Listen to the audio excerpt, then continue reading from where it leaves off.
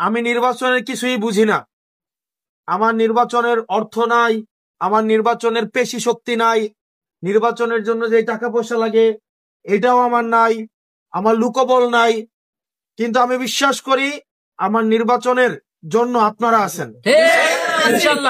আমি কর্মী নিয়ে নির্বাচন করতে চাই না, আমি নির্বাচন করতে চাই আমার বাপ, আমার ভাই, আমার চাচা, আমার ফুপা, আমার খালু, আমার এই বন্ধু পরিচয়ে আমি নির্বাচন করতে চাই।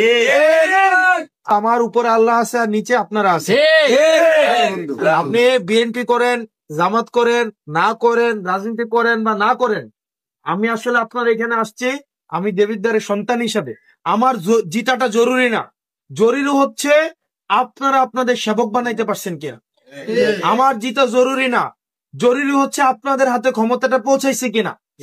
আমার জিতাটা জরুরি না, জরুরি হচ্ছে যে জিতছে তার বিপক্ষেও যদি আপনি ভোট দেন সে যেন আপনার দায়িত্বটা নেয়। আমি আপনাদের সন্তান, আপনারা আমাকে কোনো নেতা, কোনো রাজনৈতিক দলের কর্মী, কোনো রাজনৈতিক দলের এইসব হিসাবে আমাকে কোনোদিনও বিবেচনা করবেন না। আমি যেহেতু এই দেবিদ্বারের ধুলামাটি থেকে উঠে আসছি, আমি যখন দেবিদ্বারের রাস্তা দিয়ে হাঁটি, এই রাস্তার মধ্যে আমার মায়ের গন্ধ আছে, আমার বাপের গন্ধ আছে, আমার দাদার এখানে হচ্ছে জানাজার আছে, আমার দাদির কবরস্থান আছে।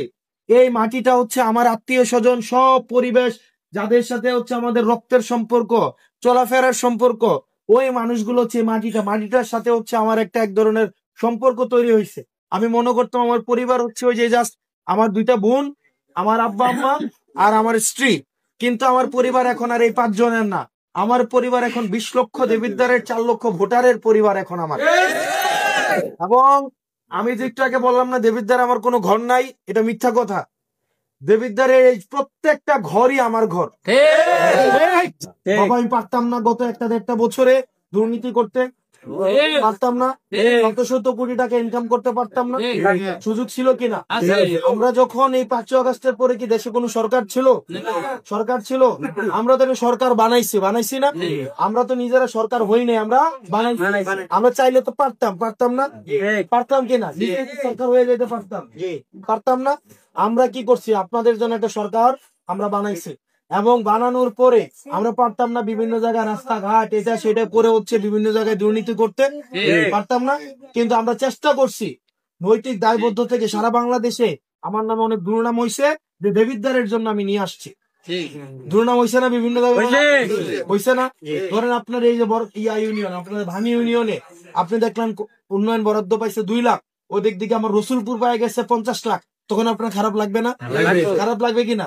এই একইভাবে এই দেবিদ্বারে ঢুকছে 300 কোটি টাকা, আর অন্যান্য অনেক উপজেলায় জেলায়ও যায় নাই 2 কোটি টাকা, তখন তারা আমাদেরকে গালাগালি করছে।